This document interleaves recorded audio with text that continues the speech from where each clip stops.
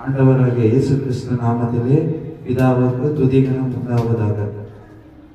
இங்கே வந்திருக்கிற தேவ பிள்ளைகள் யாவருக்கும் இனிய இயேசு கிறிஸ்து நாமத்திலே வாழ்த்துக்களையும் ஸ்தோத்திரங்களையும் தெரிவித்துக் கொள்கிறேன். இப்பொழுதாக ஆரம்ப ஜபத்துக்குள்ளார கடந்து செல்வோம். ஆரம்ப ஜபத்தை ஜபிக்கும்படி சபையின் ஊழியர் ஜோசப் பிரதர் அவர்களை சபையின் சார்பாக அழைப்போம்.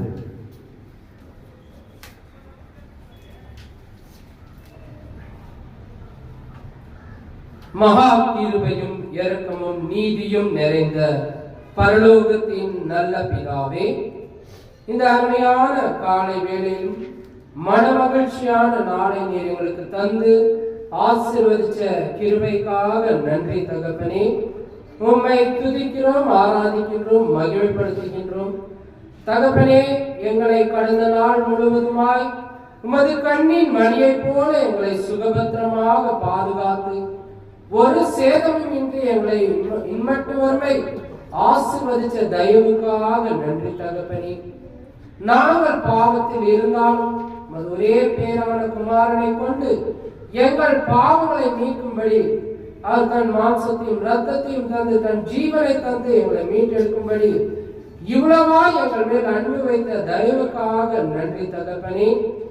இதோ பிதாவே, முதலாவது தேவனுடைய ராஜ்யத்தையும் நீதியம் தேடுங்கள் என்று சொன்னீரே அப்பா. அப்படியாக சிறு சபையாக நாங்கள் இதோ கூடி உம்மை தொழுது கொள்ளும்படி நீர் ஆசீர்வதிச்ச தயவுக்காக நன்றி பிதாவே. தேவன் ஆவியாய் இருக்கிறார், அவரை தொழுது கொள்ளுகிறவர்கள் ஆவியோடு உண்மையோடு தொழுது கொள்ள வேண்டும் என்றீரே அப்பா. அப்படியாக நாங்கள் ஒன்று கூடி ஆவியோடு உண்மையோடு தொழுது கொள்ளும்படி எங்களை ஆவிக்குரிய ஜீவ பலியாக ஏற்றுக்கொண்டு இந்த ஆராதனையை ஆசீர்வதிச்சு பலப்படுத்துங்க தகப்பனே. இதோ நாங்கள் உண்மையோடு உண்மை அப்பா பிதாவே என்றும் அடிக்கும் அந்த ஸ்வீகார புத்திர பாக்கியத்தை எங்களுக்கு தந்து நீ ஆசீர்வதிச்ச தயவுக்காக நன்றி பிதாவே. இதோ தகப்பனே, இந்த ஆராதனையில் 5 அம்சங்கள் உண்டு, ஒவ்வொன்றும் விசேஷமானது அப்பா. ஜெபமும் பாடலும் உம்முடைய செய்தியும் உம்முடைய குமாரன் எங்களுக்காக பட்ட பாடுகளின் கர்த்தரின் பந்தியும் காணிக்கையும் நீர் ஆசீர்வதிச்சு பலப்படுத்துங்க தகப்பனே. இதோ தகப்பனே, ஆராதனைக்கு யார் முழுமையாக வரவில்லையோ அவர்கள் சீக்கிரமாக வந்து சபையாக சேர்ந்து முழுமையாக உம்மை தொழுது கொள்ளும்படி அவர்களுக்கு எல்லாவற்றையும் தடைகளை நீக்கி வரும்படி நீர் ஆசீர்வதிங்க தகப்பனே. பிதாவே, ஆரம்பம் முதல் முடிவு வரை எங்களோடு இருந்து எங்களை வழி நடத்துங்கப்பா. இதெல்லாம் எங்கள் மீட்பரும் மேய்ப்பரும் இரட்சகருமாயிருக்க உமது நேசகுமாரன் இயேசு கிறிஸ்துவின் நாமத்தில் ஜெபிக்கிறோம் ஜீவனுள்ள நல்ல பிதாவே, ஆமென். தொடர்ந்து வழிநாட்டும்படி பிரவீன் பிரதரை சபையின் சார்பாக அழைக்கிறோம். ஜபத்தை வழிநடத்த சகோதரருக்கு சபையின் சார்பாக வாழ்த்துக்களை தெரிவித்துக் கொள்கிறேன். அடுத்ததாக பாடல்களாக கடந்து செல்வோம். ஆரம்ப பாடலை வழிநடத்தும்படி சகோதரர் இமானுவேல் பிரதரை சபையின் சார்பாக அழைக்கிறோம்.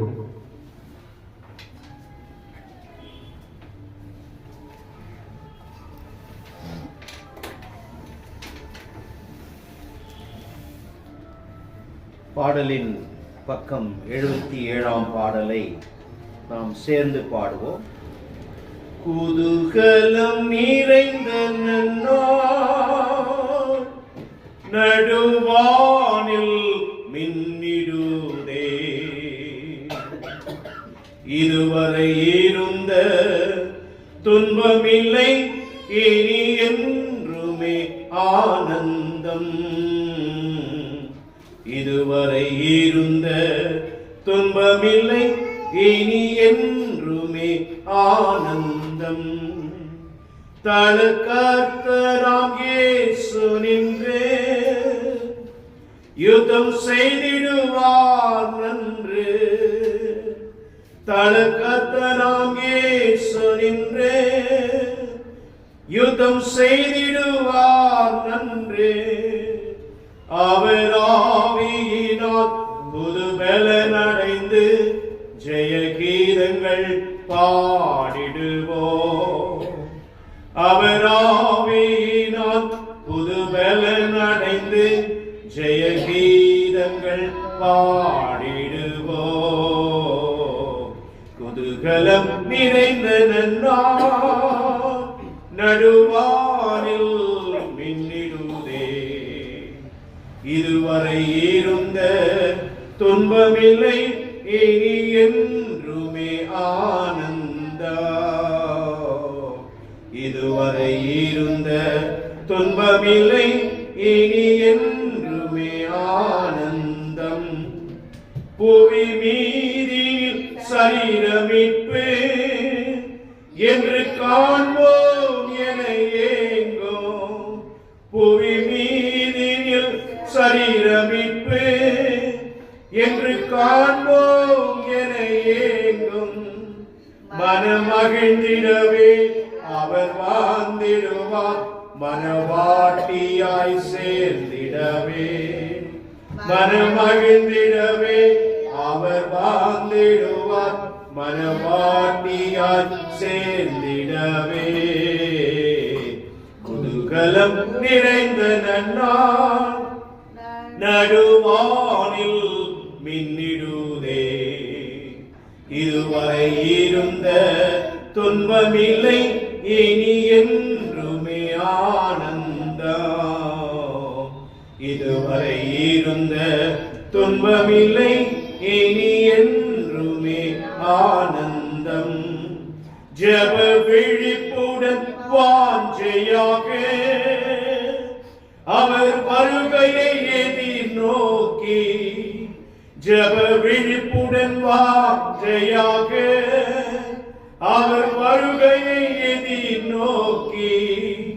நவ எருசலேமாய் துயலங்கிதமாய் நாம் ஆயத்தமாகிடுவோம். நவ எருசலேமாய் துயலங்கிதமாய் நாம் ஆயத்தமாகிடுவோம்.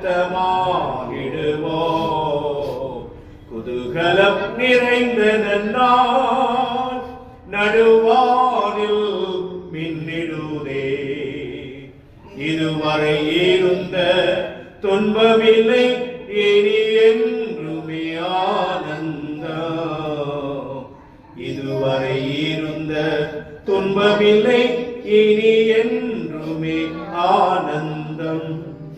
ஜீவ ஒளி வீசும் கற்களாக சீயோன் நகரனில் சேர்க்க. ஜீவ ஒளி வீசும் கற்களாக சீயோன் நகரனில் சேர்க்க. அருள் கருந்திருந்தார் நம்மை வரைந்திடுவார், அவர் மகிமையில் ஆர்ப்பரிப்போம். அருள் சுதந்திரந்தார் நாமும் வரைந்திடுவார், அவர் மகிமையில் ஆர்ப்பரிப்போம். குதூகலம் நிறைந்த நன்னாள் நடுவானில் மின்னிடுதே. இதுவரை இருந்த துன்பமில்லை, இனி என்றுமே ஆனந்தம். இதுவரை இருந்த துன்பமில்லை, இனி என்றுமே ஆனந்தம். தேவதூதர்கள் காணமுடன் அரவாரதொலி கேட்கும். தேவதூதர்கள் காணமுடன் அரவாரதொலி கேட்கும். அவர் கிருபையினால் மறுரூபமாக நம்மை இனிதுடன் சேர்த்திடுவார். அவர் கிருபையினால் மறுரூபமாக நம்மை இனிதுடன் சேர்த்திடுவார். குதூகலம் நிறைந்த நன்னாள் நடுவானில் மின்னிடுதே. இதுவரை இருந்த துன்பமில்லை, இனி என்றுமே ஆனந்தம்.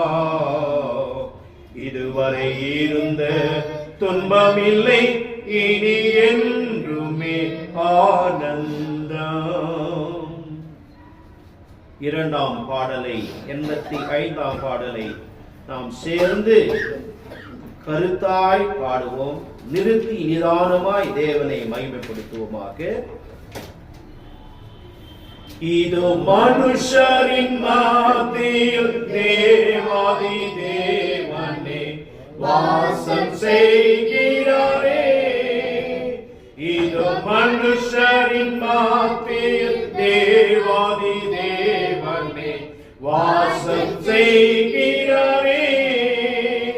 தேவன் தாபரிக்கும் ஸ்தலமே தம் ஜனத்தாரின் மத்தியிலோ. தேவன் தாபரிக்கும் ஸ்தலமே தம் ஜனத்தாரின் மத்தியிலோ. தேவன் தாம் அவர்கள் தேவனாயிருந்து கண்ணீர் யாவையும் துடைக்கிறாரே. தேவன் தாம் அவர்கள் தேவனாயிருந்து கண்ணீர் யாவையும் துடைக்கிறாரே. இது மனுஷரின் மத்தியில் தேவாதி தேவனே வாசம் செய்கிறாரே. இது மனுஷரின் மத்தியில் தேவாதி தேவனே வாசம் செய்கிறாரே. தேவ ஆலயமும் அவரே, தூய ஒளி விளக்கும் அவரே. தேவ ஆலயமும் அவரே, தூய ஒளி விளக்கும் அவரே. ஜீவனால் எங்கள் ஜனங்களில் தாகம் தீர்க்கும் சுத்த ஜீவநதியும் அவரே. ஜீவனால் எங்கள் ஜனங்களில் தாகம் தீர்க்கும் சுத்த ஜீவநதியும் அவரே. இது மனுஷரின் மத்தியில் தேவாதி தேவனே வாசம் செய்கிறாரே. இது மனுஷரின் மத்தியில் தேவாதி தேவனே வாசம் செய்கிறாரே. மகிமை நிறை பூரணமே மகா பரிசுத்த ஸ்தலமதுவே. மகிமை நிறை பூரணமே மகா பரிசுத்த ஸ்தலமதுவே. என்றும் துதியுடனே அதன் வாசல் உள்ளே எங்கள் பாவங்கள் நீக்கிறதே. என்றும் துதியுடனே அதன் வாசல் உள்ளே எங்கள் பாவங்கள் நீக்கிறதே. இது மனுஷரின் மத்தியில் தேவாதி தேவனே வாசம் செய்கிறாரே. இது மனுஷரின் மத்தியில் தேவாதி தேவனே வாசம் செய்கிறாரே. சீயோனே உன் வாசல்களை ஜீவதேவனை நேசிக்கிறார். சீயோனே உன் வாசல்களை ஜீவதேவனை நேசிக்கிறார். சீர்மிகுந்திடமே சுவிசேஷதனை கூறி உயர்த்திடுவோம் உம்மையே. சீர்மிகுந்திடமே சுவிசேஷதனை கூறி உயர்த்திடுவோம் உம்மையே. இது மனுஷரின் மத்தியில் தேவாதி தேவனே வாசம் செய்கிறாரே. இது மனுஷரின் மத்தியில் தேவாதி தேவனே வாசம் செய்கிறாரே. முன்னோடிய இயேசு பர முறை கல்லாக்கி சீயோனிலே.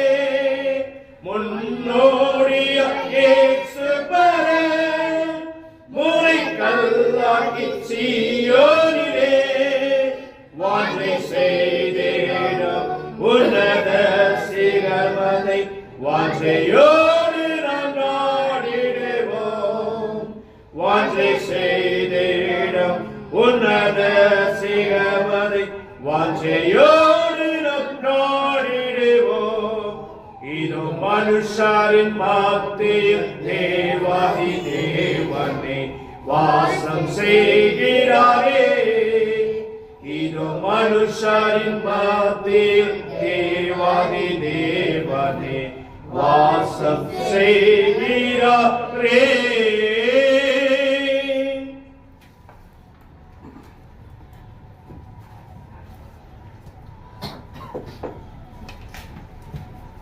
அருமையாக பாடலை வழிநடத்த சகோதரர்களுக்கு சபையின் சார்பாக வாழ்த்துக்களை தெரிவித்துக் கொள்கிறேன். இப்பொழுதாக வேத வாசிப்புக்குள்ளாக கடந்து செல்லும் வேத வாசிப்பை வாசிக்கும்படி சகோதரர் வின்சென்ட் பிரதரை சபையின் சார்பாக அழைக்கிறோம். 1 அதிகாரம் மத்தேயு 1 20 21 22 23 மூன்று வசனங்களை நம்ம தியானிப்போம். அவள் ஒரு குமாரனை பெறுவாய், அவருக்கு இயேசு என்று பெயரிடுவாயாக, ஏனெனில் அவர் தமது ஜனங்களின் பாவங்களை நீக்கி அவர்களை ரட்சிப்பார் என்றார். தீர்க்கதரிசியின் மூலமாய் கர்த்தராலே உரைக்கப்பட்டது நிறைவேறும்படிக்கு இதெல்லாம் நடந்தது. அவள் இதோ ஒரு கன்னிகை கர்ப்பவதியாகி ஒரு குமாரனை பெறுவாள், அவருக்கு இம்மானுவேல் என்று பெயரிடுவாங்க என்று சொன்னார். இம்மானுவேல் என்பது தேவன் நம்மோடு இருக்கும்படி இருக்கிறார் என்று அர்த்தம். ஆமாம்.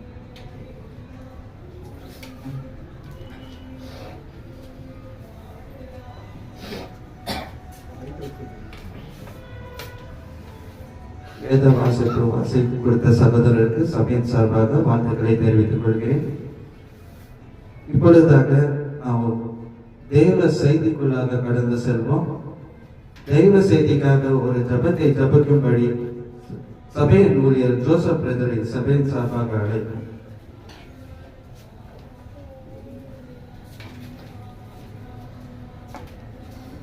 நாம் அனைவரும் எழுந்து நின்று தலைகளை தாழ்த்தி ஜெபம் செய்வோம்.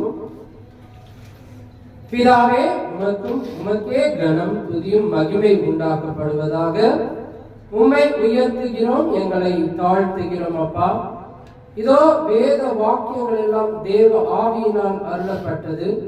அப்படியாப்பட்ட வேத வசனங்களை நாங்கள் தியானிக்கவும் அந்த வார்த்தையை கொண்டு எங்களுக்கு போதிக்கிற ஊழியரை நீங்கள் ஆசீர்வதிச்சு பலப்படுத்துங்க. உமக்காக எங்களை தேர்ந்தெடுத்து நாங்கள் உம்மை பின்பற்றும்படி உம்முடைய சத்தியத்தை அறிந்து உம்முடைய வார்த்தையினால் வளரும்படி எங்களை ஆசீர்வதிச்சு பலப்படுத்துங்க தகப்பனே. இதோ பிதாவே, தேவ செய்தியை கொண்டு வர சகோதரி ஆசீர்வதிங்க தகப்பனே. அதை கேட்டு இந்த காதில் வாங்கி இந்த காதில் நாங்கள் விடாதபடிக்கு எங்கள் இருதயம் என்னும் பலகைகளை எழுதி அதை நாங்கள் தினந்தோறும் எங்கள் வாயில் அசைப்போடும்படி உமக்குள் எப்போது நாங்கள் நிலைத்திருக்கும்படி எங்களை ஆசீர்வதிங்க தகப்பனே.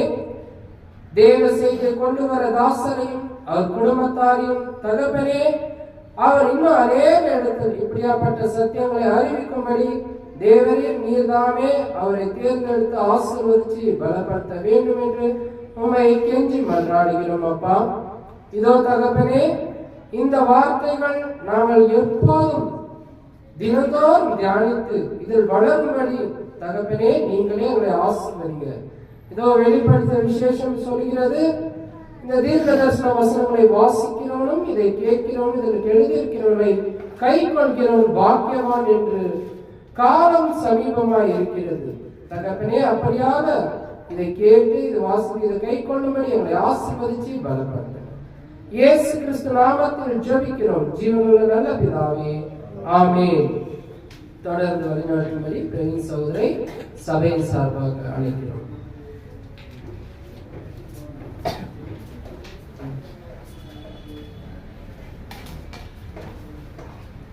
ஜபத்தை வழிநடத்துகிற சகோதரருக்கு சபையின் சார்பாக வாழ்த்துக்களை தெரிவித்துக் கொள்கிறேன். இப்பொழுதாக தெய்வ செய்திக்குள்ளாக கடந்து செல்வோம். தெய்வ செய்தியை கொடுக்கும்படி சகோதரர் இமானுவேல் பிரதரை சபையின் சார்பாக அழைக்கிறோம்.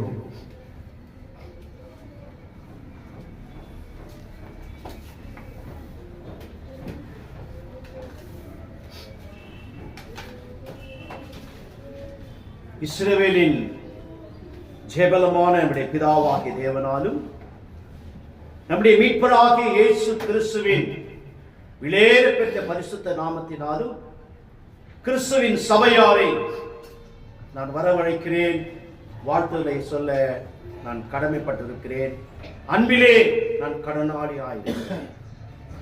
தேவனுடைய நாமத்தை இந்த பூமி முழுவதும் அவர் நாமத்தை பிரஸ்தாபம் பண்ணும்படியாய், அவர் நாமத்தை உயர்த்தும்படியாய் தேவன் என்னைய நம்மை முன்குறித்திருக்கிறார், நம்மை தெரிந்து கொண்டிருக்கிறார், நம்மை அவர் ஆதரித்து வருகிறார்.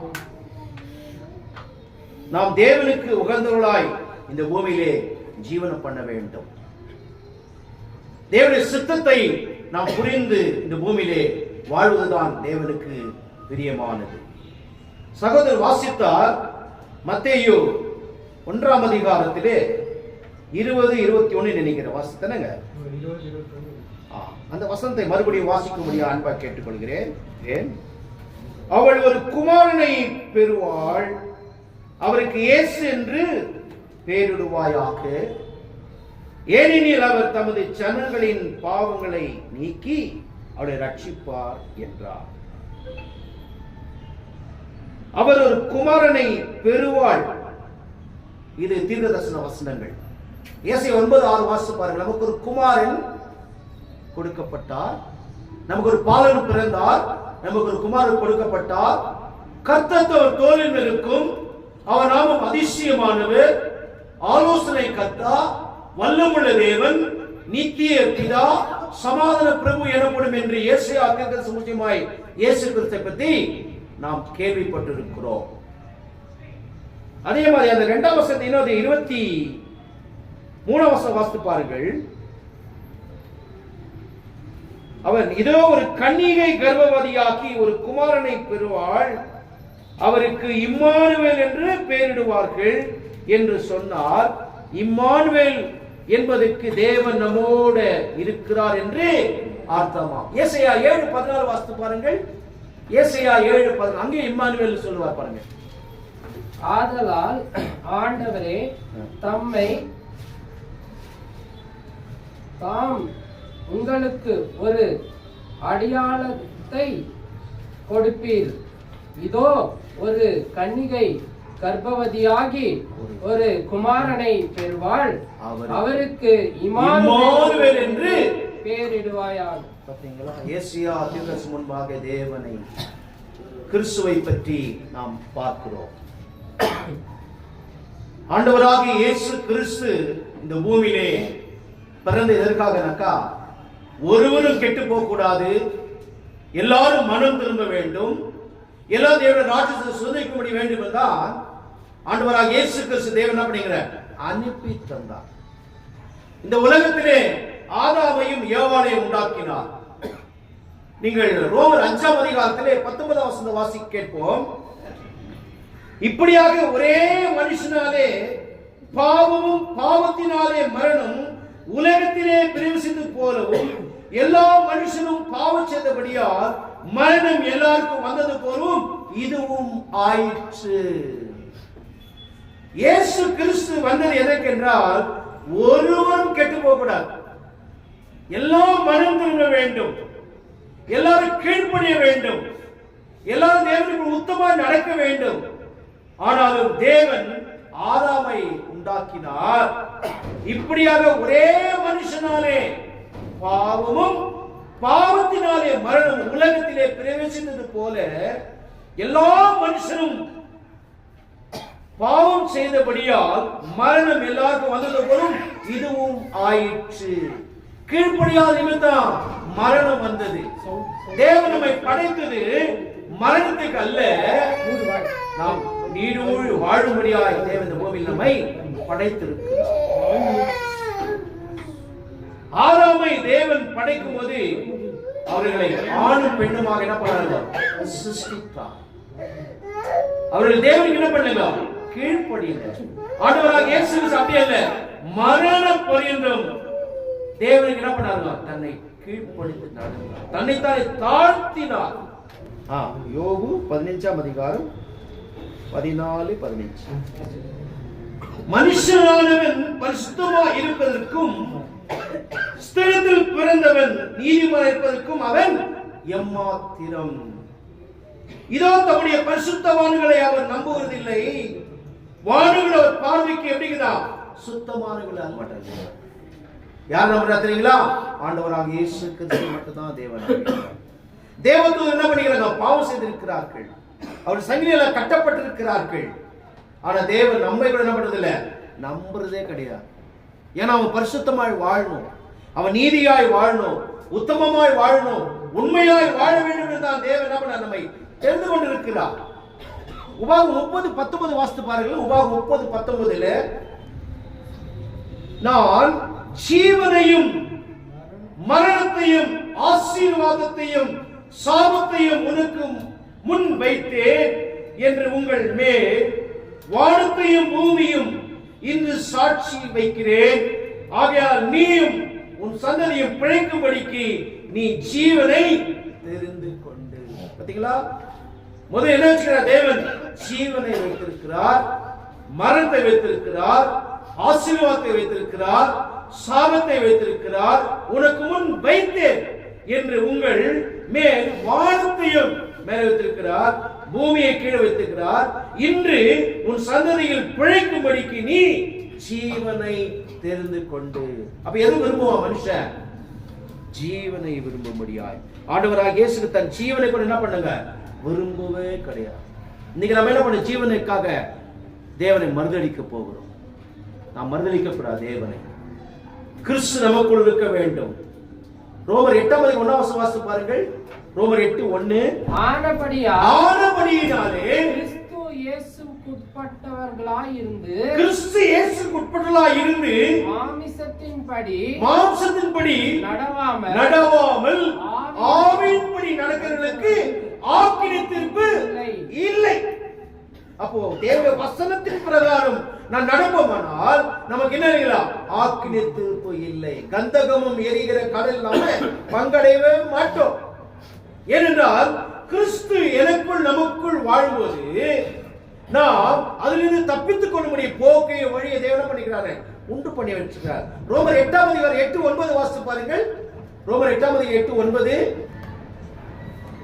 மாமிசத்துக்கு உட்பட்டவர்கள் தேவனுக்கு பிரியமாய் இருக்க மாட்டார்கள்.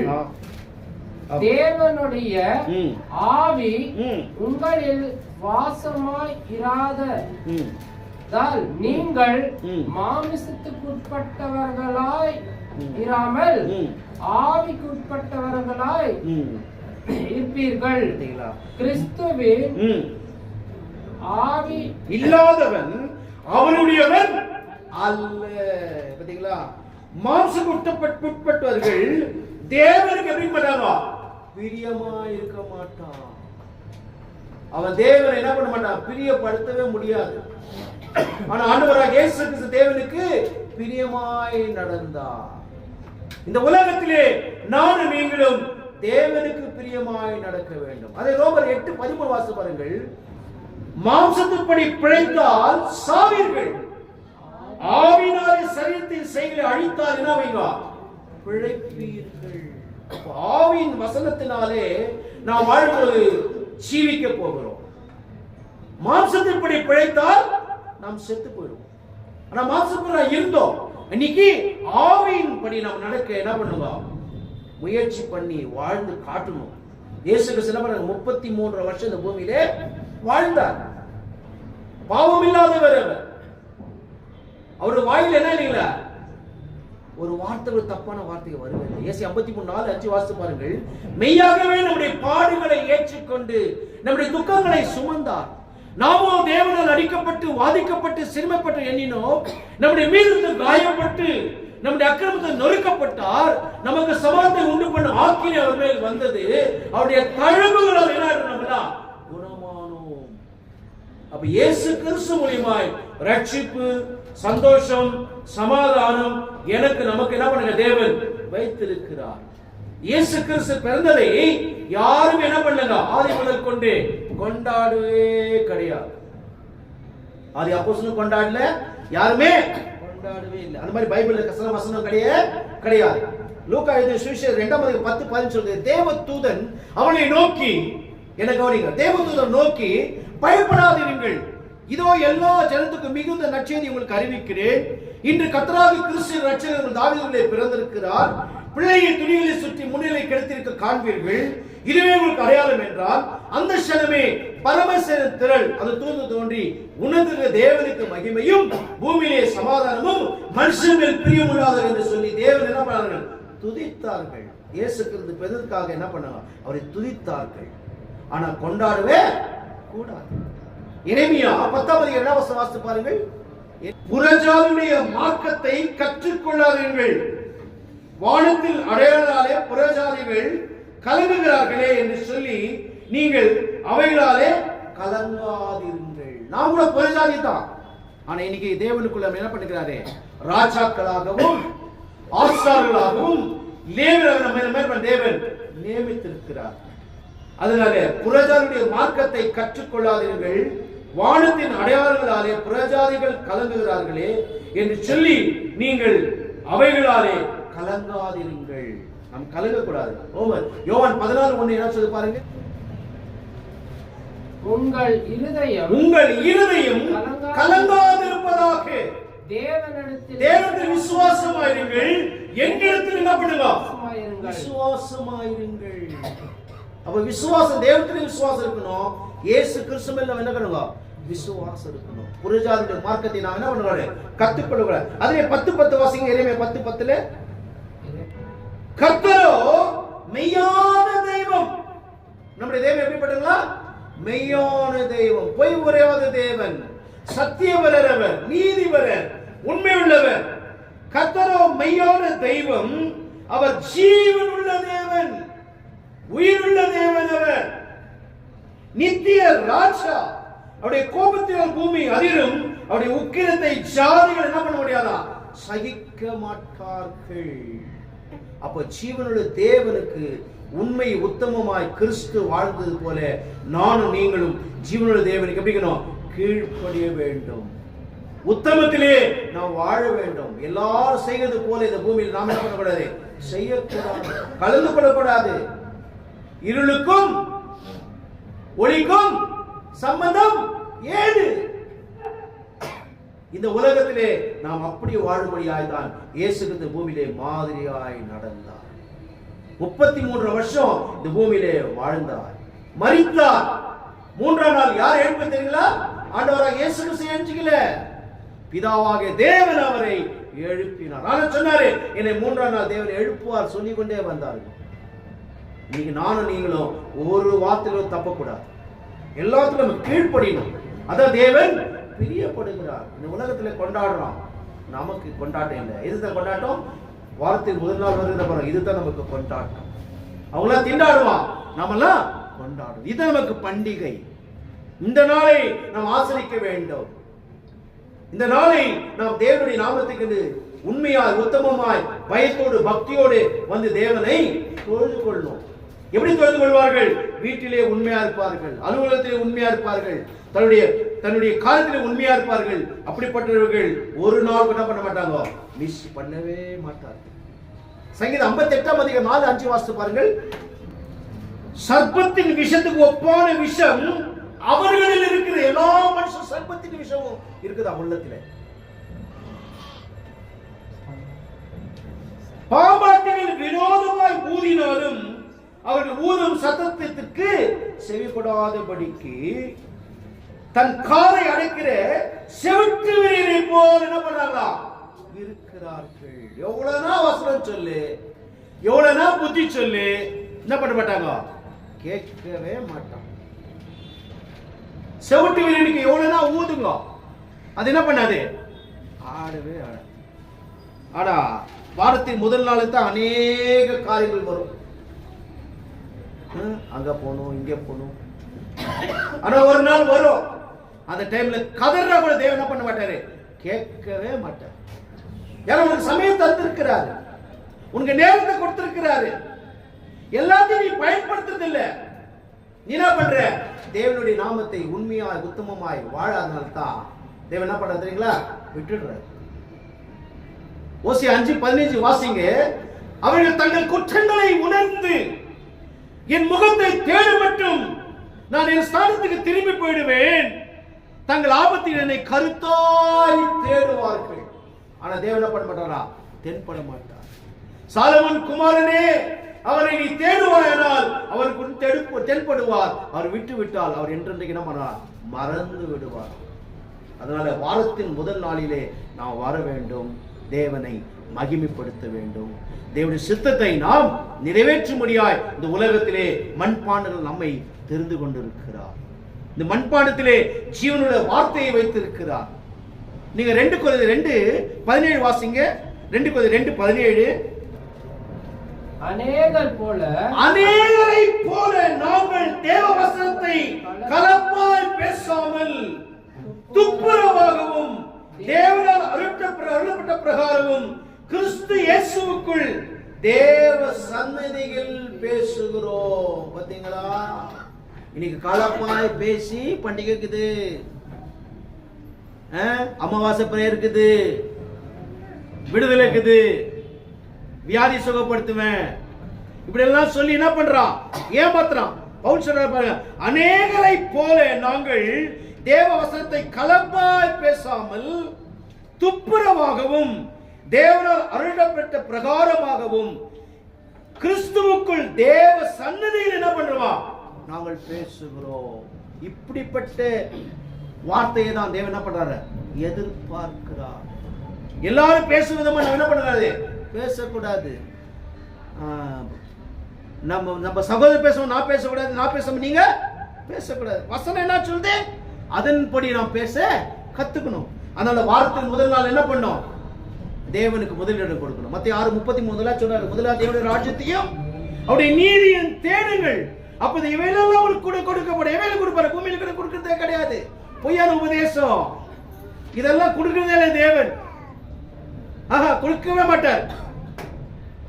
முதலாவது தேவனுடைய ராஜ்யத்தை நீதியை தேடின்னு போயினே இருக்கணும், அவ்வளவுதான். இதெல்லாம் கொடுப்பேன்னு சொல்லி வாக்கு தேவன் எங்க பண்ணல தேவன். நித்திய ராஜ்யம் கொடுப்பதே வாக்குத்தத்தம் பண்ணிக்கிறார். 1 யோவான் 2:25 வாசித்து பாருங்கள். 1 யோவான் 2:25. நித்திய ஜீவனை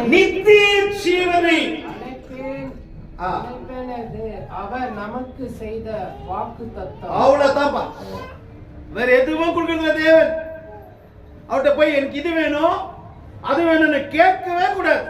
ஏன்னா என் நாவில் சொல் பிறவதற்கு முன்னே ஏதோ கர்த்தாவே இதெல்லாம் அறிந்திருக்கிறாராம். மத்தேயு 6:32 வாசித்து பாருங்க. 32 இவைகள் எல்லாம் இந்த உலகத்துக்கு பாருங்க, இவைகள் எல்லாம் அஞ்ஞானிகள் உலகத்துக்கார நாடி தேடுகிறார்கள். இவைகள் எல்லாம் உங்களுக்கு வேண்டியவில்லை என்று உங்கள் பரமபிதா என்ன பண்ணுகிறார்? அறிந்திருக்கிறார்ப்பா. எல்லாருக்கும் தெரியும். அதனால நான் தேவனுடைய ராஜ்யத்தை என்ன கொடுப்பாரு? கொடுக்கவே மாட்டாரு. அவருக்கு தெரியும் எதை கொடுக்கணும், எதை கொடுக்க கூடாது, எது செய்யணும், எதை செய்யக்கூடாது. தேவனுக்கு நல்லா தெரியும். அதனால முதல்ல தேவனுடைய ராஜ்யத்தை என்ன பண்ண? ராஜ்யம் என்பது சபை தான் ராஜ்யம்.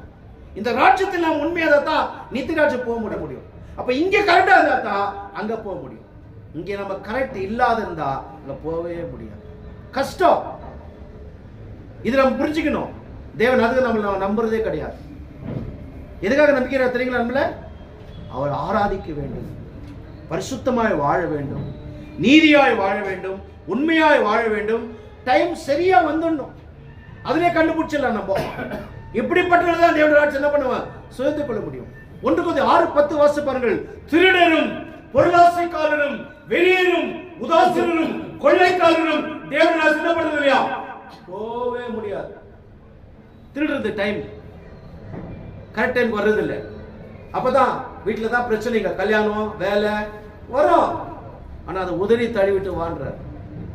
எபிரேயர் 12:1. ஆகையால் மேகம் போன்ற இத்தனை திரளான சாட்சிகள் நம்மை சூழ்ந்து கொண்டிருக்க பாவமான யாவற்றை சுற்றி நெருங்கி நிற்கிற பாவத்தை தள்ளிவிட்டு, இது ஒரு பாவம் தான். விசுவாச துவக்கிற முடிக்கிற இயேசு கிறிஸ்துவை நோக்கி நமக்கு நேர்கிற ஓட்டத்தில் என்ன பண்ணுவோம்? பொறுமையோடு ஓடி கழிக்கணும். அப்படி சொல்லிடணும், பிரதர் நான் வரமாட்டேன் பிரதர், சிஸ்டர் இந்த டைம்ல கல்யாணம் வைக்காதீங்க சிஸ்டர் சொல்லிடணும். அவன் வைப்பா, நீங்க அதுக்கு என்ன பண்ணாரு? உடன்பட்டு போகக்கூடாது. நமக்கு அவங்களுக்கும் வித்தியாசம். சமுத்திரத்துல மீன் தெரியுமா? மீன் தெரியுமா? சமுத்திரத்துல மீன் இருக்குது. சமுத்திர தண்ணி எப்படி இருக்குதுங்க? உப்பு. ஆனா மீன் எதுல இருக்குதுங்க? உப்புல தான் இருக்குது. ஆனா நீங்க மீன் குழம்பு என்ன பண்ணணும்? மீன் குழம்பு செய்யும்போது உப்பு போடணும். ஆனா அது மேல என்ன பண்ணணும்? உப்பு ஒட்டுறது. இது உலகத்தின் காரியங்கள் நமக்கு என்ன பண்ணக்கூடாது? ஒட்டக்கூடாது. இப்படிப்பட்ட காரியங்கள் மேல விலகி இருக்கணும். இப்படிப்பட்ட காரியங்களுக்கு நம்ம செவிகளுக்கு என்ன பண்ணக்கூடாது? கொடுக்கக்கூடாது. ஒரு கிறிஸ்தவனாக்கா தேவனுக்கு கீழ்ப்படிந்து நடக்கும். அவன் தான் கிறிஸ்தவன்.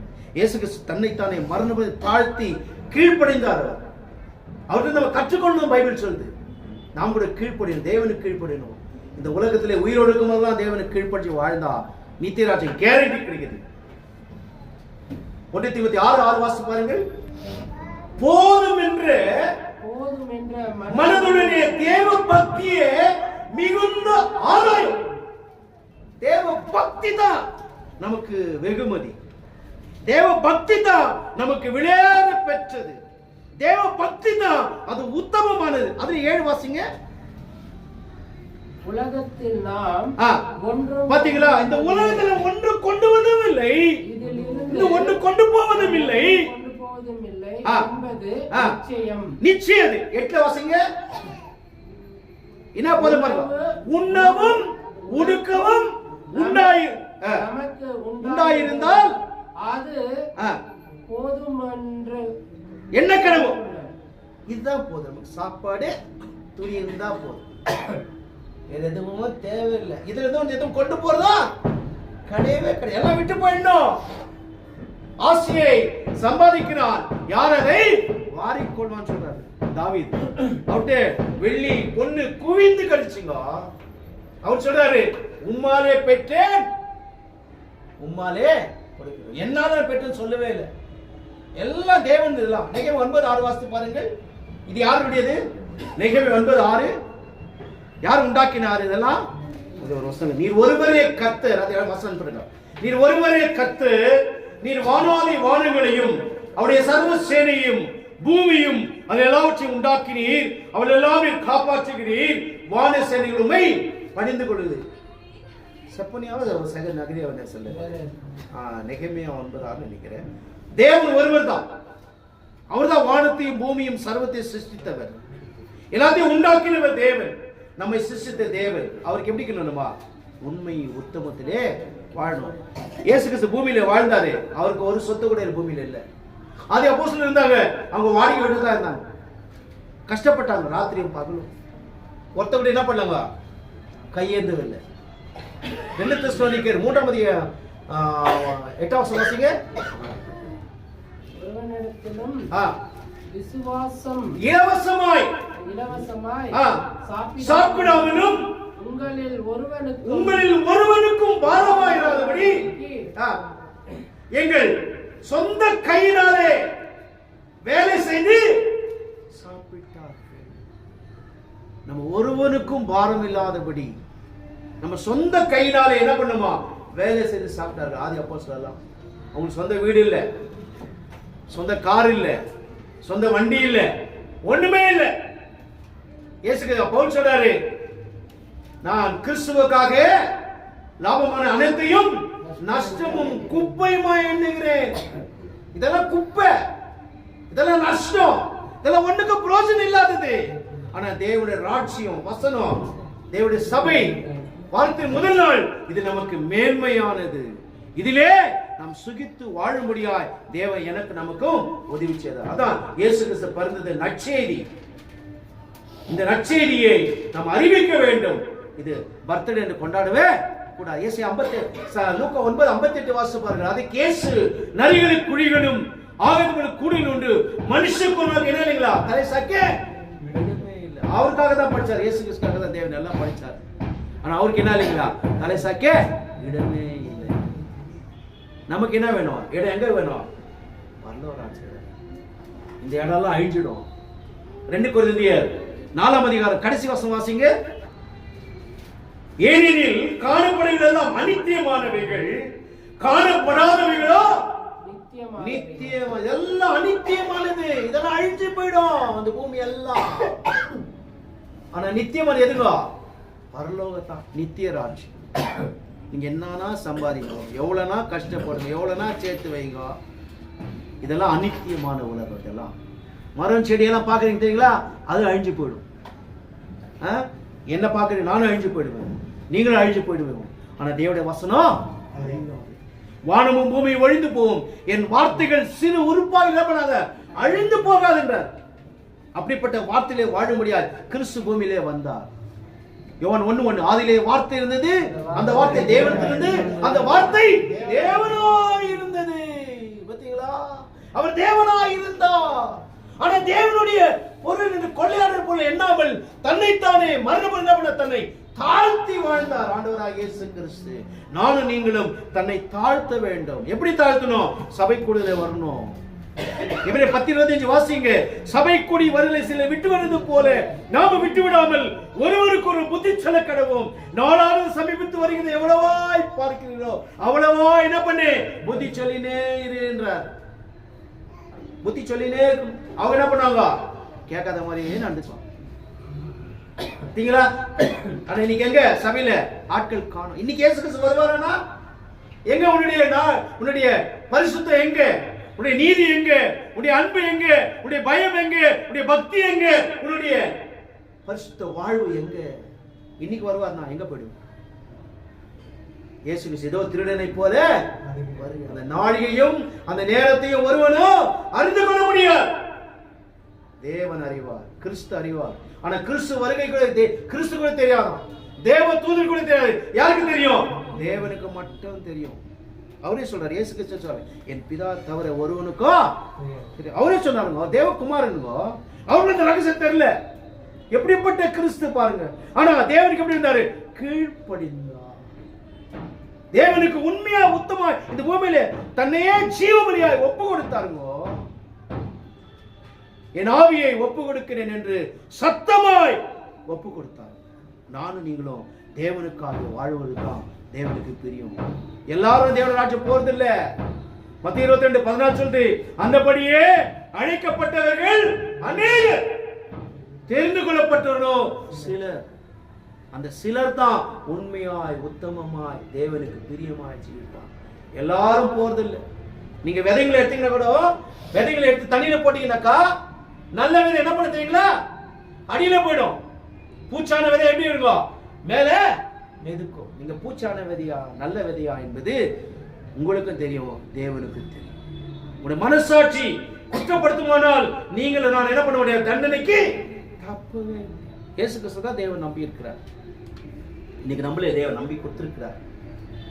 அவரை துதிக்கும்படியாய், அவரை ஸ்தோத்திரிக்கும்படியாய், அவருடைய வசனத்தை கேட்கும்படியாய் தேவன் நமக்கு என்ன பண்ணிக்கிறாங்க, அனுகிரகம் பண்ணியிருக்கிறார்.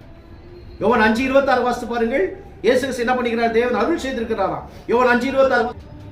யோவான் 5:26, பிதாவானவர் தம்மில் தாமே ஜீவனோடு இருக்கிறது போல குமாரனும் தம்மில் தான் ஜீவனோடு என்ன பண்ணிக்கிறாராம்? இயேசு கிறிஸ்து அருள் செய்திருக்கிறார்கள். அவருக்கு அருள் பண்ணியிருக்கிறார்கள். ஆண்டவராகிய இயேசு கிறிஸ்துக்கு தேவன் கிறிஸ்து மூலமா நமக்கு அருள் செய்திருக்கிறார். இன்ன வரைக்கும் ஜீவனை தந்திருக்கிறார்.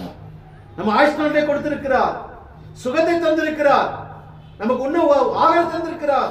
ஜீவனுக்கு முடிய உதவி செய்திருக்கிறார். பார்க்க முடிய திறமை தந்திருக்கிறார். கேட்க முடிய செவியை தந்திருக்கிறார். எல்லாத்தையும் தந்திருக்கிறார் தேவன். ஆனா நீ என்ன கொடுத்த தேவனுக்கு? நீதிமொழி 23:26 சொல்லுது, என் மகனே உன் இருதயத்தை எனக்கு தா, உன் கண்கள் என் வழிகளே நோக்குவதா. நம்ம இருதயம் யார்கிட்ட கொடுக்கணும்? அந்த மாதிரி இருதயம் தான் உண்மையா உத்தமா இங்க பூமியில உண்மையா இருக்கும். அவரையே பார்க்கணும். தேவனை ஒரு காலம் என்ன பண்றது? பார்த்ததும் கிடையாது, பார்க்க முடியாது. அவர் சத்தத்தை கேட்க முடியாது. செத்துடுவோம் நம்ம.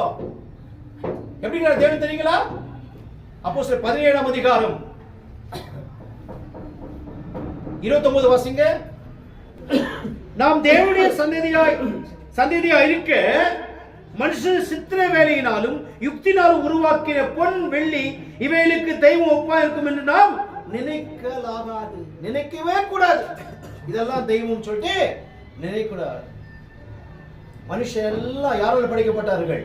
தேவனால் உருவாக்கப்பட்டவர்கள். அதான் சொல்றார் பாருங்க, நாம் தேவனுடைய சந்ததியா இருக்க மனுஷ சித்திரை வேலையினாலும் யுக்தினாலும் உருவாக்கின பொன் வெள்ளி இவைகளுக்கு தெய்வம் ஒப்பா இருக்கும் என்று நாம் நினைக்கவே கூடாது. அது ஒரு பொருள்.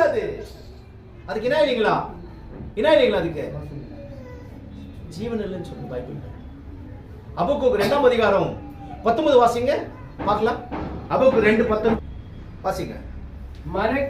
ಮರಕ್ಕೆ ಎಚ್ಚೆತ್ತುಕೋ ಜಡವಾದ ಕಲ್ಲಿಗೆ ಎದ್ದೇಳು ಎಂದು ಅಪ್ಪಣೆ ಕೊಡುವನ ಗತಿಯನ್ನು ಅಯ್ಯೋ ಏನು ಹೇಳಲಿ. மரத்தை பார்த்து எழும்பும் என்றும் அப்புறமா ಇಂಥ ಬೊಂಬೆಯನ್ನು ಬೋಧಿಸುತ್ತೆ, ಅದು ಬೋಧಿக்குமா? ಇಗೋ ಅದಕ್ಕೆ ಬೆಳ್ಳಿ ಬಂಗಾರವು ಒದಗಿಸಿದೆ, ಅದರೊಳಗೆ ಶ್ವಾಸವೇನು ಇಲ್ಲ. பாத்தீங்களா? அதுக்கு உயிர் இல்ல, ஜீவன் இல்லாதது. ஆனா நானும் நீயும் வணங்குற தேவன் ஜீவன் உள்ள தேவனா இருக்கிறார். அவர் எப்படியா தடை பார்த்தாலும் கிடைக்க மாட்டாராம். பைபிள் சொல்லுது 27 சொல்லுங்க. அப்போஸ்தலர் 10:27 கர்த்தராகிய தம்மை அவர்கள் தடவையாகிலும் கண்டுபிடிக்கத்தக்கதாக தம்மை தேடும்படிக்கு அப்படி செய்தார். அவர் நம்மில் ஒருவருக்கும் தூரமானவர் அல்ல. எப்படிப்பட்ட தேவன்? நமக்கு தூரமானவர் அல்ல, நம்மோடு கூட இருக்கிறவராக இருக்கிறார் தேவன். சரிங்களா? அது பொன்னினால் அலங்கரிக்கப்பட்டது, மண்ணால் செய்யப்பட்டது. அதை பார்த்து விழி எழுந்து போதிக்குமா? போதிக்க வசனம் போதிக்கிறது. நம்மள தேவன் நம்மை போதிக்கிறார், தேவன் நம்மை நடத்துகிறார். நானும் நீங்கள் எப்படி வாழ்ந்த பூமியிலே இயேசு கிறிஸ்து போல வாழ்வோம். 1:2 அவருக்குள் இல்லத்திற்கு சொல்லுகிறவன் அவர் நடந்தபடியே தான் என்ன பண்ணுமா? நடக்கணும். இயேசு கிறிஸ்து எனக்குள் இருந்தால் அவரை போல நாம் வாழ்வோம். பிதாவாகிய தேவன் நமக்குள் இருந்தால் அவரை மகிமைப்படுத்தும்படியாய், அவரை உயர்த்தும்படியாய் நம்மை என்ன பண்ண தேவன் கொண்டு வருவார். நாம கூட என்ன பண்ணுவோம்? ரெடி ஆயிடுவோம். நம்ம என்னென்ன செய்யறோமோ எல்லாமே தேவனிடத்தில் கணக்கு இருக்குது. 119:1 சொல்றது, கர்த்தாவே என்னை ஆராய்ந்து அறிந்திருக்கிறீர், என் உட்கார்வையும் என் எழுந்தலையும் என் நினைவுகளெல்லாம் தூரத்தில் அறிந்திருக்கிறீர். நான் நடந்தாலும் உமக்கு தெரியும், நான் படுத்திருந்தாலும் உமக்கு தெரியும். எல்லாமே தேவனுக்கு தெரியும். மறைவான சிருஷ்டி தேவனுக்குள்ளே ஒன்றுமே இல்லை. இப்படிப்பட்ட வாழ்க்கை வாழும்படியாய் கிறிஸ்து பூமியிலே வந்தது போல நானும் நீங்களும் தேவனுக்கு எப்படி உண்மை உத்தமத்திலே வாழும்படியாய் தேவன் நம்மை வழிநடத்த வல்லவராய் இருக்கிறார். அதனாலே பிரியமான சகோதர சகோதரிகளே, உலகத்துக்கு நமக்கு என்ன இல்லைங்க சம்பந்தம் கிடையாது. உலகத்துக்கு எனக்கும் வித்தியாசம். உலகத்துல நம்ம என்ன பண்ண கலந்து கூடாது. இயேசுக்கு சொல்றாரு, உலகத்துக்கு எனக்கு என்ன இல்லைங்க ஐக்கியம் இல்லை. ஆண்டவராக இயேசு கிறிஸ்து ஞானஸ்நானம் சொன்னாரு, இவர் என்னுடைய நேசகுமாரன், இவர் மேல் நான் எப்படி இருக்கிறேன்? பிரியமாயிருக்கிறேன். அப்ப தேவன் என்னை பார்த்து பிரியப்படுகிறாரா? கரெக்டா வருமா? டைம் சரியா? கரெக்டா பைபிள் படிக்கிறோமா? கரெக்டா பாட்டு பாடுறோமா? கரெக்டா ஜெபிக்கிறோமா? ஒரு நாள் தவறுகிறோமா? தவறவே கூடாது. என்ன உயிரே போற காரியம் இருந்தாலும் கூட அதெல்லாம் உதவிட்டு என்ன பண்ணோம்? தேவ சமூகத்துல வரணும். 1:16-11 சொல்றது, கர்த்தரையும் அவர் வல்லமையும் நாடுங்கள், அவர் சமூகத்தை நித்தமும் என்ன பண்ணுமா? தேடினே இருக்கணும், விடவே கூடாது. யாக்கோபு சொன்னாரு, நீர் என் ஆசீர்வாதத்தில் ஒழிய உம்மை நான் விட்டேன். ராத்திரி முழுதும் போராடினார். ஆனா என்ன பண்ண தேவன் விடவில்லை. இப்படிப்பட்ட காரியங்களை செய்யும்படியாக தேவன் நமக்கு வைத்திருக்கிறார். நீதிமன்றம் 1:28 வாசிப்பார், அப்போது அவன் நோக்கி என்னை கூப்பிடுவார்கள், நான் மறுபடியும் கொடுக்க மாட்டேன். அவர்கள் அதிகாரியை தேடுவார்கள், என்னை காண மாட்டார்கள். ஒரு வியாதி வரும்போது, ஒரு பிரச்சனை வரும்போது, ஒரு விபத்து வரும்போது, ஒரு ஆபத்து வரும்போது நீ தேவனை தேடினா கூட தேவனை பண்ண மாட்டாரு, கிடைக்கவே மாட்டார்.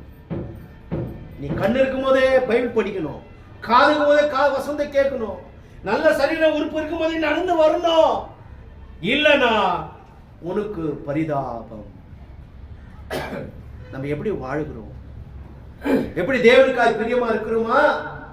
நம்மை நாமே பார்த்து ஆராய்ந்து வாழணும். 146:2 சொல்லுது. 146:2 வாசிக்க முடியுமா? 146:2 நான் உயிரோடு இருக்கும் மட்டும் கர்த்தரை துதிப்பேன், நான் உள்ளளவும் என் தேவனை நான் கீர்த்தனம் பண்ணுவேன். உயிருள்ள நாளெல்லாம் தேவனை துதிக்க வேண்டும். உயிருள்ள நாளெல்லாம் அவருடைய நாமத்தை கீர்த்தனை பண்ண எல்லாருக்கும் சொல்லணும். இதுக்காக தான் வைத்திருக்கிறார் தேவன் நம்ம. நான் உயிருள்ள நாளெல்லாம் கர்த்தரை துதிப்பேன், நான் உள்ளளவும் அவரை என்ன பண்ணுவேன், நானே கீர்த்தனம் பண்ணுவேன். நமக்கு இன்னைக்கு ஜீவன் கொடுத்தாரு, அதுக்கு நன்றி சொல்லணும் தேவன். நீங்க சுகத்தை தந்தார், தேவன் நன்றி சொல்லணும். ஆனால் நாம் என்ன பண்ணோம், நன்றி கற்றலாய் வாழ்வோம். ஃபர்ஸ்ட் குத்துலோகி இயேசுக்கு சொந்தமாக்கினார். வந்த எத்தனை பேர் தெரியுங்களா? ஆனா இயேசு கிறிஸ்து கேட்கிறாரு, 9 பேர் எங்கப்பா? அந்த மாதிரி நிக்க நிலைமை நம்ம வரக்கூடாது. நம்மை தேவன் தெரிந்து கொண்டிருக்கிறார், நம்மை அழைத்திருக்கிறார் தேவன். இந்த வாரத்தின் முதல் நாள் என்ன பண்ணுவோம், நம்ம தவறு. 58:13-14 சொல்லுது, ஏன் அது பரிசுத்த, அது பழைய ஏற்பாடு, நமக்கு கிடையாது. ஆனா அன்னைக்கே தண்டனை தான். என் பரிசுத்த நாளாகிய ஓய்வு நாளிலே உனக்கு இஷ்டமான செய்யாதபடி உன் காலை விலக்கி உன் வழிகள்படி நடவாமலும் உனக்கு இஷ்டமான செய்யாமலும் உன் சொந்த பேச்சை பேசாமல் இருந்து ஓய்வு நாளை மனமகிழ்ச்சி நாள் என்றும் கர்த்தருடைய பரிசுத்த நாளை மகிமையுள்ள நாள் என்று சொல்லி அதை மகிமையாக எண்ணுவாயானால் அப்பொழுது கர்த்தரின் மனமகிழ்ச்சியா இருப்பாய். பூமியின் உயர்ந்த இடங்களில் உன்னை ஏறி இருக்கும்படி பண்ணி உன் தகப்பனை யாக்கோபுடைய சுதந்தால் போஷிப்பேன். கர்த்தருடைய வாய் இதை சொல்லிட்டு, தேவனுடைய வாய் இதை சொல்லிட்டு. ஒரு குடும்பத்துல ஒருத்தர் வரலன்னா எல்லாருமே என்ன பண்ணுவாங்க, கல் எடுத்து சாவாச்சு. ஆனா இன்னைக்கு வர்றதே கிடையாது. ஏன் தேவன் தண்டிக்க மாட்டார்? தண்டிக்க மாட்டாரா? எப்படி 10:31 சொல்லுது, ஜீவனுடைய தேவனுடைய கைகளை விழுகிறது பயங்கரமா இருக்கும். இன்னைக்கு நல்லா இருக்கலாம், ஆனா ஒரு நாள் ஆபத்து வரும், ஒரு நாள் பிரச்சனை வரும், ஒரு நாள் மரணம் வரும், ஒரு நாள் வியாதி வரும். அப்ப என்ன கதனாலும் தேவன் என்ன பண்ண மாட்டாரு, கேட்கவே மாட்டார். அவர் என்ன பண்ண மாட்டாரு, செவி கொடுக்கவே மாட்டார். 1 பேதுரு 3:12 வாசிக்காதீங்க. கர்த்தருடைய கண்கள் நீதிமான் மேல் நோக்கமா இருக்கிறது, அவருடைய செவிகள் அவருடைய வேண்டுதலுக்கு கவனமா இருக்கிறது. தீமை செயலுக்கோ கர்த்தருடைய முகம் எப்படிங்களா விரோதமா பாப்பார் தேவன். அப்ப நம்ம நீதிமான்களா இருக்கிறோமா, பிரியமா இருக்கிறோமா, அவருக்கு உகந்தவளா இருக்கிறோமா என்று தேவன் கண்ணோக்கி பார்த்துக்கொண்டு நம்ம மேல் கருணை உள்ளவரா இருக்கிறார், நம்ம மேல் அன்புள்ளவரா இருக்கிறார். இதெல்லாம் எச்சரிப்பின் சத்தம். யோவான் 12:40 சொல்லி, என்னை தள்ளி என் வார்த்தைகளை ஏற்றுக்கொள்ளாதவனை நியாயத்திற்கு ஒன்று இருக்கிறது, நான் சொன்ன வசனமே அவனை கடைசி நாளில் நியாயத்திற்கு. உங்ககிட்ட பைபிளே உங்களை நியாயத்திற்கு போகுது, உங்ககிட்ட வசனம் இருக்குது, இந்த பைபிள் இருக்குது, அந்த வசனம் ஒன்று என்ன பண்ணும், நியாயத்திற்கு. எச்சரிப்பா, நம்ம எச்சரிக்கையா இருக்கணும், அவருடைய சத்தத்தை கவனமா கேட்க வேண்டும். யாக்கோபு 1:22 சொல்லுது, அல்லாமலும் நீங்கள் உங்களை வஞ்சியாதபடிக்கு திருவசனத்தை கேட்கலாய் மாத்திரமல்ல அதன்படி செய்யுளாயும் இருக்க வேண்டும். வசனத்தைப்படி நம்ம வாழணும். போன மாசம் சொன்னேன், குடும்பத்தோட வரணும், வரவே இல்லை குடும்பத்தோட.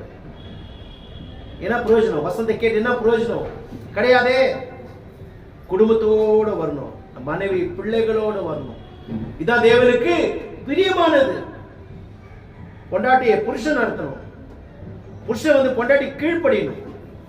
2 பேரும் ஒரே ஒரே ஒரே சரீரமா இருக்கிறாங்க. 2 பேருக்கு அண்டர்ஸ்டாண்ட் கரெக்டா இருக்கு. நீதிபதி 14 சொல்லுது, குணசால ஸ்திரீ தன் புருஷனுக்கு கீழமா இருக்கிறார், லட்சி உண்மை அவனுக்கு எலுமுறுக்கி. அவ எலுமுறுக்கியா இருக்கிறாளா? எப்படிப்பட்ட வாழ்வு நம்முடைய வாழ்க்கையில? விதவையானவள் தன் பிள்ளைகளை சீராய் நடத்த வேண்டும்.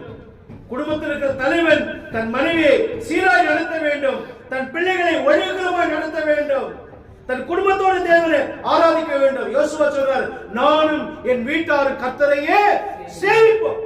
ஒருத்தரும் மிஸ் ஆக கூடாது. நீங்க ஒண்ணுல தவறினா எல்லாவற்றையும் குற்றவாளி.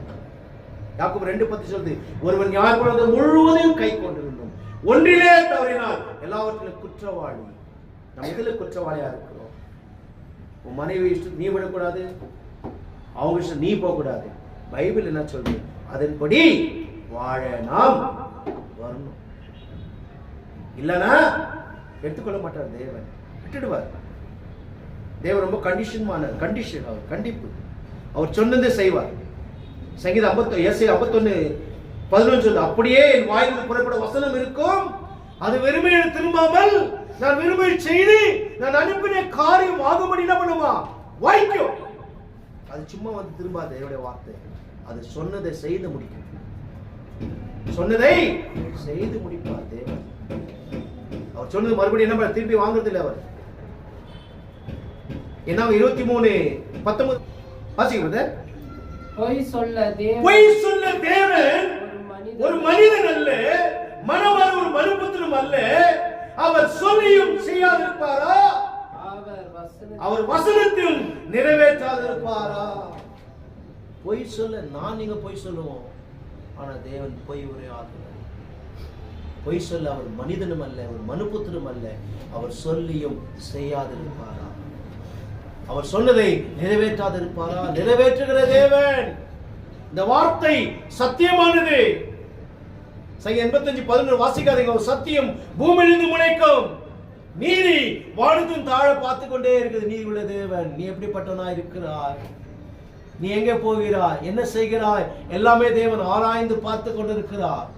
அவர் நம்ம என்ன பண்ண தப்ப முடியவே முடியாது. நீ இருட்டில் செய்தனா தேவன் விஷயத்துல கொண்டு நிக்க வச்சிருவார். நன்மையான எந்த ஈவும் பூர்ணமான எந்த வரமும் பரத்தின் ஜோதித்து பிதாவிட்டு வருகிறது. அவருக்கு என்ன இல்லை, வேற்றுமான நிழல் இல்லவே இல்லை. நம்மிடத்தில் வேற்றுமையான நிழல் இல்லாதபடி தேவனுக்கும் கிறிஸ்துக்கும் பரிசுத்தாவின் வார்த்தைக்கும் நாம் உகந்த வாசனையா இருக்க முடியாது. தேவன் நமக்கு உதவி செய்திருக்கிறார். அவர் பொய் சொல்லுகிற மனிதனும் அல்ல, அவர் மனுபுத்திரனும் அல்ல, அவர் சொல்லியும் செய்யாதிருப்பாரா, அவர் சொல்லியும் நிறைவேற்றாதிருப்பாரா. நிறைவேற்றுகிற தேவனை நாம் மகிமைப்படுத்த வேண்டும். இயேசு கிறிஸ்துவை போல இந்த பூமியிலே வாழ வேண்டும். எல்லாரும் பண்டிகை, நமக்கு பண்டிகை கிடையவே கிடையாது.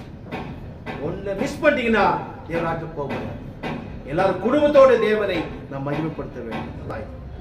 எபிரேயர் 4:12 தேவனுடைய வார்த்தையானது ஜீவனமும் வல்லமுள்ளதாயும் இருபுற கண்கொள்ளப்பட்ட ஆத்மா ஆவியும் கணுக்களையும் ஊனையை பிரிக்கத்தக்கதாக உருவக்குத்துவதாயும் இருதயத்தின் நிறைவுகளை யோசனை என்ன பண்ணா வகையறுக்கிறதா இருக்கிறது. அதனால சாக்கு போக்கிற தேவத்தினா நான் நடக்கவே நடக்காது. உண்மையா உத்தமமா ஜீவிக்கணும். இயேசு கிறிஸ்து போல பூமியிலே வாழ வேண்டும். அதுக்காக தேவன் என்னை நம்மை நியமித்தார். பொறுமையோடு இந்த வார்த்தைகளை தேவன் எனக்காய் நமக்காய் பேசியிருக்கிறார். இந்த வார்த்தையை நாம் கவனித்து அதன்படி நடப்போமானால் நித்தியராஜ நமக்கு உண்டு. இல்லாவிட்டால் பரிதாபம், இல்லாவிட்டால் அவ்வளவுதான் போயிடுச்சு. தேவன் தாமே உங்களை ஆதரித்து வழிநடத்துவார். தேவன் என்னை ஆதரித்து வழிநடத்துகிறார். ஆண்டவராக இயேசு கிறிஸ்து நாமத்தினாலே பிதாவாகிய தேவனை துதிக்கிறேன், ஸ்தோத்திரிக்கிறேன், மகிமைப்படுத்துகிறேன்.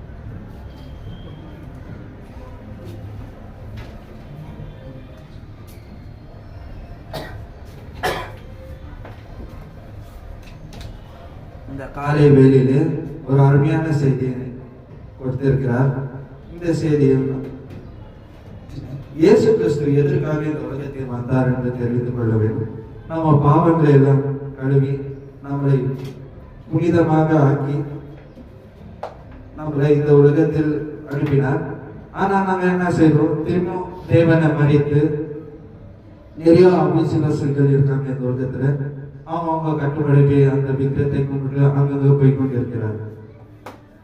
அடுத்ததாக நாம மாம்சத்தின் வழியாக எதை செய்தாலும் அது தேவனுக்கு காக அல்ல. நாம எப்போதும் ஆவிக்குரிய விஷயத்தில் தேவனுக்காக செய்யறது அது என்னைக்குமே நிலைக்கும். நம்மளுக்காக அந்த பரதேசி என்ற இடத்தை நம்மளுக்கு தேவன் கொடுப்பார் என்று நினைவில் வைத்துக் கொள்ள வேண்டும். இப்பொழுது வேத வாசித்த சகோதரர் ஒரு அருமையான செய்தியை கொடுத்து நம்மளை என்னைக்குமே இந்த தேவ வார்த்தையை மறுக்காமல் இதை நாம நினைவில் வைத்துக் கொண்டு இது மற்றவங்களுக்கு போதிக்கலாக இருக்க வேண்டும். இந்த செய்தி கொடுத்த சகோதரருக்கு சபையின் சார்பாக வாழ்த்துக்களை தெரிவித்துக் கொள்கிறேன். இப்பொழுது அடுத்ததாக பந்தி பாடலுக்குள்ளார கடந்து சொல்லும். பந்தி பாடலை வழிநடத்தும்படி சபையின் ஊழியர் ஜோசப் பிரதரை சபையின் சார்பாக அழைப்போம். அந்தோர் கல்வாரியில் அருமை இரட்சகரே சிறுமை அடைந்தே தொங்கினார், சிறுமை அடைந்தே தொங்கினார்.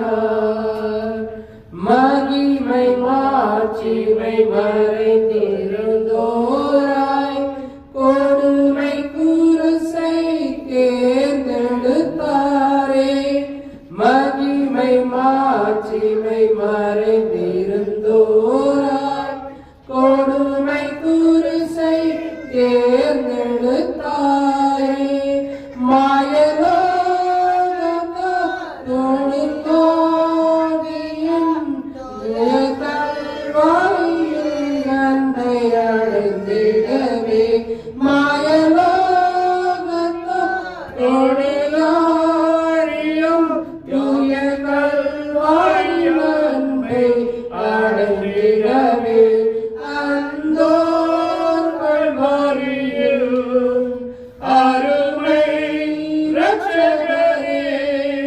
சிறுமை அடைந்தே தொங்கினார் சிறுமை அடைந்தே தொங்கினார் அழகும் இல்லை சௌந்தரியமில்லை அந்த கேட்டார் எந்தனை மீட்க அழகும் இல்லை சௌந்தரியமில்லை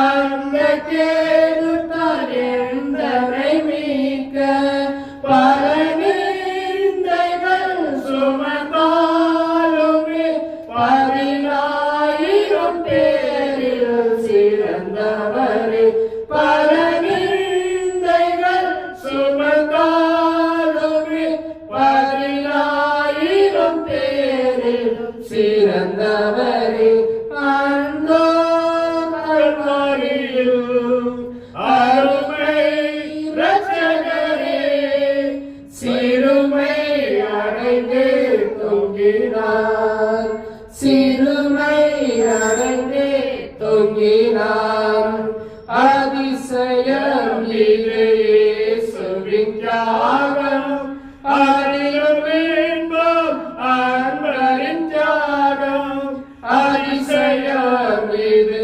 இயேசுவின் தியாகம் அறியும் இன்பம் அன்பரின் தியாகம் அதை எண்ணியே நிதம் வாழுவேன் அவர் பாதை நான் நடந்திருவேன் அதை எண்ணியே நிதம் வாழுவேன் அவர் பாதையில் நான் தொடர்ந்திருவேன் அந்தோ கல்வாரியில் அருமை இரட்சகரே சிறுமை அடைந்தே தொங்கினார் சிறுமை அடைந்தே தொங்கினார்.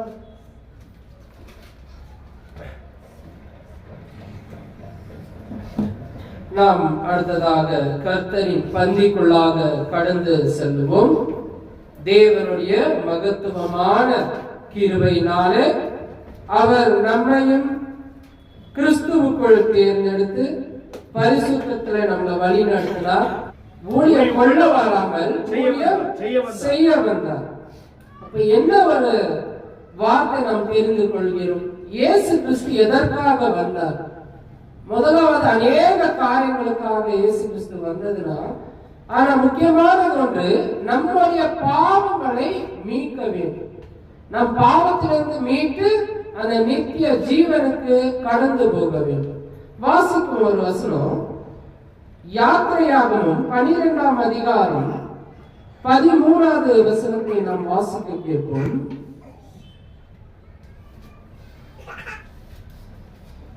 யாத்திரையாகமும் 12ஆம் அதிகாரம் 13வது வசனம் ஒரு சகோதரர் வாசிக்க கேட்டுக்கொள்ளப்படுகிறது.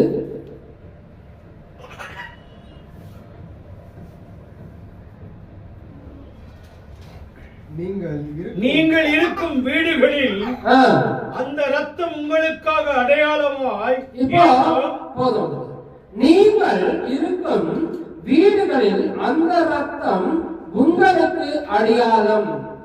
வாரத்தின் முதல் நாளில கிறிஸ்துவுக்குள்ள நம்ம சபையாக கூடி வரும்போது இயேசு கிறிஸ்துவின் மரணம், அடக்கம், உயிர்த்தெழுதல நம்ம இந்த பந்தி ஆசாரத்தில் என்ன பண்றோம்னா கை கொள்ளும். அப்போ இங்க நம்ம மீட்கிறது எதுனா கிறிஸ்துவின் மாம்சமும் ரத்தமும் தான் அதை முக்கியப்படுத்தி பேசுற பாருங்க. நீங்கள் இருக்கும் வீடுகளில் அந்த ரத்தம் உங்களுக்காக அடையாளமாய் இருக்கும். அந்த ரத்தத்தை நான் கண்டு உங்களை கடந்து போவேன். நான் எகிப்து தேசத்தை அழிக்கும் போது அழிக்கும் வாதை உங்களுக்குள்ளே வராது இருக்கும். இப்போ நாம் கிறிஸ்தவர்களாய் இருக்கிறோம். எப்படிப்பட்டவர்களாய் மாற வேண்டும் என்று தேவன் சொல்றாரு. இன்னைக்கு நான் சபையாக கூடி கிறிஸ்துவின் மாம்சத்திலும் ரத்தத்திலும் நான் பங்கு பெறாவிட்டால் என்னை நிச்சயமாக தேவன் என்ன பண்ணுவாங்க? கைவிட்டுடுவார். அப்போ வாரத்தின் முதல் நாளிலே நாம் கிறிஸ்துவின் மாம்சத்திலும் ரத்தத்திலும் பங்கு கொள்ளும்போது தேவன் நம்ம என்ன பண்ணிடுவாங்க? எல்லாவற்றிலும் அந்த நித்திய ஜீவனை பெறும்படி ஆசீர்வதிக்கிறார். அது நாம் ஒரு வசனத்தை வாசிப்போம். 1 கொரிந்தியர் 11ஆம் அதிகாரம் 23, 24 நம் வசனத்தை வாசிப்போம். நான் உங்களுக்கு ஒப்புவித்ததை கர்த்தர் இடத்தில் பெற்றுக்கொண்டேன். என்னவெனில் கர்த்தராகிய இயேசு தான் காட்டிக் கொடுக்கப்பட்ட அன்று ராத்திரியிலே அப்பத்தை எடுத்து ஸ்தோத்திரம் பண்ணி அதை பிட்டு நீங்கள் வாங்கி புசியுங்கள், இது உங்களுக்காக பிக்கப்படுகிற என்னுடைய சரீரமாய் இருக்கிறது, என்னை நினைவு கூறும்படி இவை செய்யுங்கள் என்றார். அப்படியே நாம் செய்வோம். அப்பத்திற்காக நம் இமானுவேல் பிரதர் ஜெபித்துக் கொடுக்கும்படி சபையின் சார்பாக கேட்டுக்கொள்கிறோம்.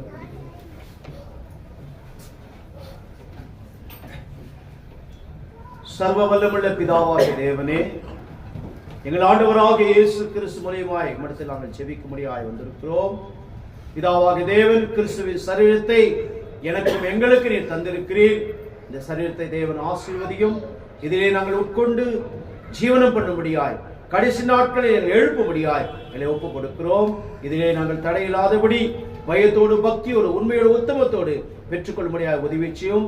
சிலர் வியாதியா இருக்கிறார்கள், சிலர் மரணத்தில் இருக்கிறார்கள், சிலர்கள் இப்படிப்பட்ட காரியங்களை விழுந்து போகாதபடி எங்களை பாதுகாத்துக் கொள்ளும், பரிசுத்தப்படுத்தும். ஆண்டவராகிய இயேசு கிறிஸ்து நாமத்தினாலே வேண்டிக் கொள்கிறோம் எங்கள் சிவ நல்ல பிதாவே, ஆமென்.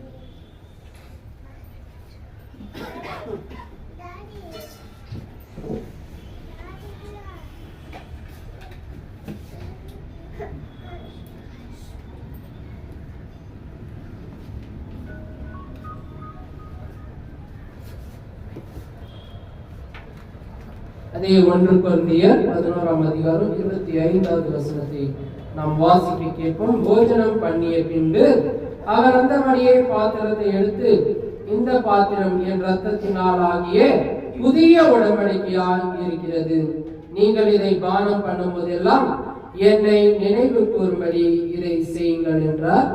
அப்படியே நாம் செய்வோம். நாம் திராட்சரசனுக்காக ஜெபத்துக்குள்ளாக கடந்து செல்வோம்.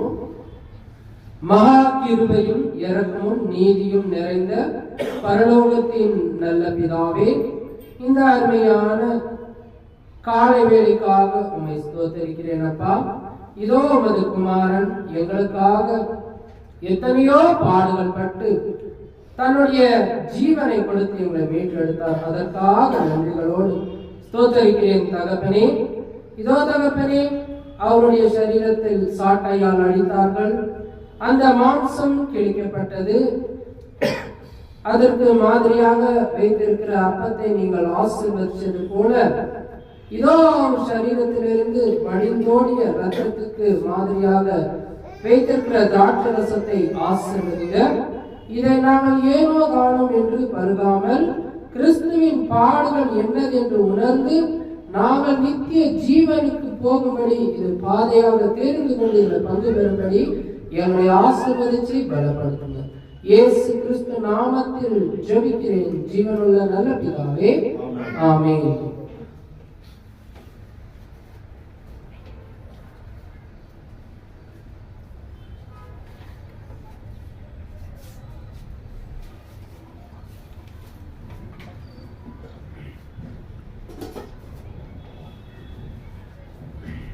நாம் கர்த்தரின் பந்திக்குள்ளாக கடந்து சென்றோம். அடுத்ததாக காணிக்கையின் பகுதி வந்திருக்கிறது. நாம் விசனமாயும் அல்ல கட்டாயமும் அல்ல, மனதில் நியமித்தபடியே தேவனுக்கு கொடுக்க வேண்டும்.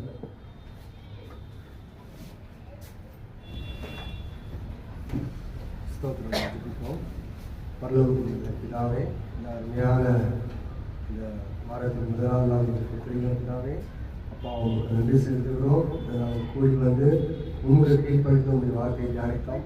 கொடுத்ததுக்காக நன்றி. இந்த காணிக்கையை கொடுத்துக்கிற பிள்ளைகளின் கருத்தை ஒப்புக்கொள்கிறேன். அவர்களாகவே கொடுத்துக்கிற கருத்தை ஆசீர்வதிங்க, பெருக செய்யுங்க. இன்னும் அதிகமாக உங்களோட இதில் கிடைக்க திரும்ப செய்யுங்க. தயவு பாராட்டுங்க. இந்த நேரத்துக்கு சொல்லி இந்த சிறு ஜபத்தை ஜபியோ ஜீவன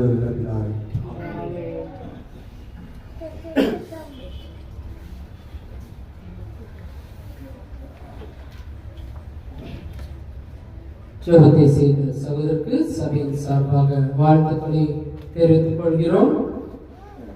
நாம் நிறைவான ஜெபத்துக்குள்ளாக கடந்து செல்வோம். வாரத்தின் முதல் நாளிலே சபை கூடுவது காலை 9 மணி தொடங்கி 10:30 வரை. நிறைவான ஜெபத்துல கடந்து செல்வோம். அனைவரும் எழுந்து கண்களை மூடி தலைகளை தாழ்த்தி நாம் ஜெபம் செய்வோம். வானமும் பூமியையும் படைத்த பரலோகத்தின் நல்ல பிதாவே, இந்த அருமையான மனமகிழ்ச்சியான நாளிலும் தகவலே நீர் எங்களை ஆசீர்வதிச்சு ஒரு சேதமின்றி சபையாக சேர்த்து உம்முடைய ராஜ்யத்தில் பிரவேசிக்கும்படி எங்களை நீர் ஆசீர்வதிச்ச கிருபைக்காக நன்றி தகப்பனே. பெரிய வாசல்கள் உண்டு, அநேக பேர் பிரவேசிப்பார்கள். இடக்கலமான வாசலிலோ பிரவேசிப்பார்கள் சில பேர். இந்த சில பேரை நீர் தேர்ந்தெடுத்தினீர் தகப்பனே. நாங்கள் அந்த பரதேசிலும் நித்திய ஜீவனிலும் பிரவேசிக்கும்படி இங்க இருக்கிற ஒவ்வொருவரையும் நீங்கள் ஆசீர்வதிங்க அப்பா. உம்முடைய சத்திய வசனை இருதய மனப்பாடுகளை எழுதி அதை தினந்தோறும் வாசிக்கும்படி நீர் ஆசீர்வதிங்க தகப்பனே. பிதாவே, வேத வசனத்தின்படி ஒருவருக்கு ஒருவர் புத்தி சொல்லி சத்தியத்தின்படி நடக்கும்படி தகப்பனே நாங்கள் அதற்கு ஒரு முன்னுதாரணமாக இருக்கும்படியும் நீர் ஆசீர்வதிங்க தகப்பனே. முதலாவது தேவனுடைய ராஜ்யத்தையும் நீதியும் தேடுங்கள் என்று சொன்னீரே அப்பா. அப்படியாக நாங்கள் சபையாக வந்து இருக்கிறோம் தகப்பனே. எங்களை தாழ்த்துகிறோம் அப்பா, உம்மை உயர்த்துகிறோம். மனுஷனோ முகத்தை பார்க்கிறான், தேவனே நீர் எங்கள் இருதயங்களை அறிந்திருக்கிறவர். நாங்கள் செய்கின்ற ஒவ்வொரு காரியங்களையும் உம்முடைய கிருபை இருக்கட்டும் தகப்பனே. மனிதனுக்கு இந்த உலகத்தின் மேல் அநேக ஆசைகள் உண்டு. ஆனால் கிறிஸ்தவர்களுக்கோ ஒரே ஒரு ஆசை, நித்திய ஜீவனை பெறுவதே என்று அந்த லட்சியத்தோடு இந்த கிறிஸ்துவின் சபையில் பயணிக்கும்படி தேவன் நீர் எங்களை ஆசீர்வதிச்சு பலப்படுத்துங்க தகப்பனே. இதெல்லாம் எங்கள் மேய்ப்பரும் ரட்சகருமா இருக்கிற உமது நேசகுமாரன் இயேசு கிறிஸ்துவின் நாமத்தில் ஜெபிக்கிறோம் ஜீவனுள்ள நல்ல பிதாவே, ஆமென்.